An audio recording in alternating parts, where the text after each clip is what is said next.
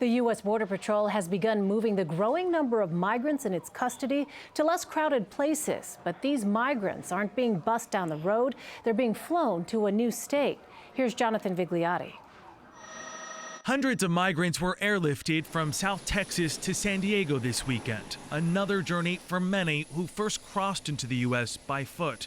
Their arrival not welcomed by some. The Department of Homeland Security says flights like these will take place 3 times a week, with each plane carrying around 130 people.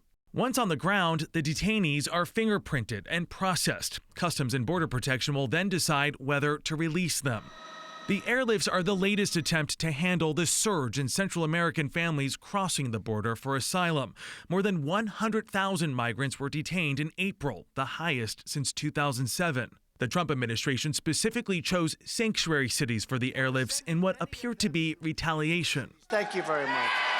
I'm proud to tell you that was actually my sick idea. Sanctuary cities have refused to arrest undocumented immigrants in protest to what they call the president's harsh immigration reform.